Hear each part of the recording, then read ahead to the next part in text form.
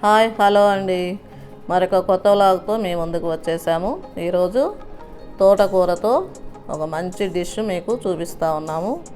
తోటకూర విత్ శనగపప్పు, పచ్చెనగపప్పు కర్రీ అండి ఈరోజు స్పెషల్ డిష్. ఈ తోటకూర మా చిన్నక్క వాళ్ళ మిద్దె తోటలో పండించింది.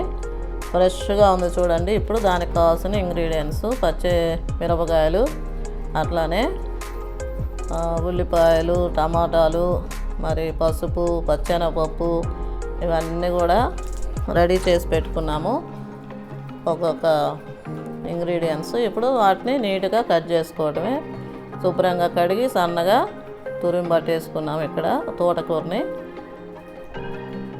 ఆ తర్వాత పచ్చెనగపప్పు కూడా కడిగి పెట్టేసుకోవడం, పచ్చి మిరపకాయలు సన్నగా కట్ చేసేసుకున్నాను. అట్లానే వెల్లుల్లి కూడా నీట్గా ఒలిసి పెట్టాను.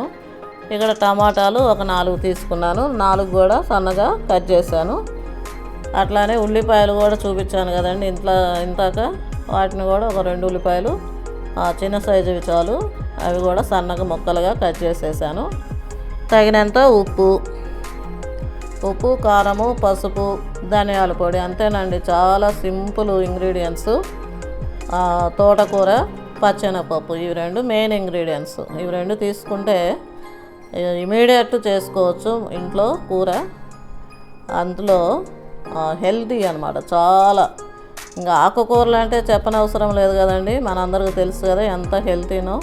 కాకపోతే అవి కొంచెం వలిసి పెట్టుకోవడానికి కొంచెం ఓపిక ఉండాలి అంతే. ఇక్కడ కూడా కరివేపాకు, కొత్తిమీర ఇవి 2 కూడా తీసుకున్నా. నెక్స్ట్ కుక్కర్లో నూనె వేసుకోవటమేనండి, తగినంత నూనె. ఈ కొలతలు అంటూ ఏం లేవండి మనకి. ఇప్పుడు స్పైసీ తినేవాళ్ళు ఉంటే వాళ్ళకి ఎక్కువ కారం వాడుకోవచ్చు.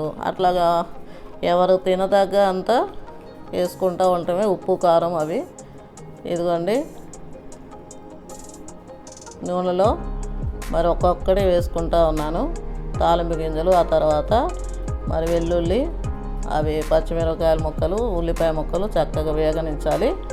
ఒక్కొక్కటి వేసుకొని తగినంత కరివేపాకు. ఇవి వేగినాక ఇప్పుడు మనం కట్ చేసి పెట్టుకున్న అన్నీ కూడా ఒక్కొక్కటి దీంట్లో యాడ్ చేసుకోవడం అన్నమాట. ఈ తోటకూర చాలా మంచిది అండి. మెయిన్ తోటకూర రక్తహీనత ఉన్న వాళ్ళు వాడితే వాళ్ళు ఖచ్చితంగా మరి వాళ్ళకి చాలా మంచి బెనిఫిట్ అన్నమాట. ఎందుకంటే ఈ తోటకూర కనీసం వారానికి 3-4 టైమ్స్ తింటే మాత్రము వాళ్ళకి చాలా మంచిది. ఇక్కడ చూడండి నేను పసుపు వేసాను. తగినంత పసుపు వేసుకొని మళ్ళీ కొంచెం ఫ్రై చేసుకున్నాక దాంట్లో మళ్ళీ ఇప్పుడు మనం పచ్చెనగపప్పు కడిగి పెట్టుకున్నాం కదండి, అవన్నీ కూడా యాడ్ చేసుకోవటం అన్నమాట. లేడీస్ అంటేనే వాళ్ళకి చాలా రక్తహీనత సమస్యలు వస్తూ ఉంటాయి. కాబట్టి తోటకూర ఖచ్చితంగా వాడాలండి మనము. ఇక్కడ చూడండి పచ్చెనగపప్పు వేసాను, తర్వాత తోటకూర, ఆ తర్వాత మరి కారము, ధనియాల పొడి ఇవన్నీ కూడా ఒక్కొక్కటి, టమాటాలు అన్నీ యాడ్ చేసుకోవటమే. అన్నీ యాడ్ చేసుకొని వాటిని ఒక 2-3 మినిట్స్ మరి ఆ విజిల్ పెట్టడానికి ముందే దాన్ని చక్కగా స్టవ్ మీద పచ్చి వాసన అంతా పోయేదాకా దాన్ని అట్లా పెట్టి ఫ్రై చేద్దాము. చూడండి ఈ విధంగా ఫ్రై అయిపోయింది చక్కగా. ఇప్పుడు విజిల్ పెట్టాలి కాబట్టి దాంట్లో తగినంత వాటర్ని వేసుకుందాం. ఎందుకంటే తోటకూరలో, టమాటాలో ఉన్న వాటరు సరిపోదు పచ్చెనగపప్పు ఉడకటానికి. కాబట్టి వాటర్ని తీసుకుందాం. ఒక 1/2 గ్లాస్ వేసుకుంటే చాలు. మీరు ఇంకొంచెం లూజ్గా కావాలి కర్రీ అనుకుంటే ఇంకొంచెమైనా వేసుకోవచ్చు వాటర్, మన ఇష్టం అన్నమాట. పచ్చెనగపప్పు బాగా ఉడకాలంటే ఒక 2 విజిల్స్ 3 విజిల్స్ అయినా పెట్టుకోవచ్చు, ఇబ్బంది ఏమి లేదు. తగినంత వాటర్ వేసుకున్నాను. అది కొంచెం అట్లా బాగా నీట్గా కలిపేసుకొని ఇప్పుడు విజిల్ పెట్టేసుకోవటమేనండి. ఇది తప్పకుండా మీరు ట్రై చేయండి, చాలా నచ్చిద్ది.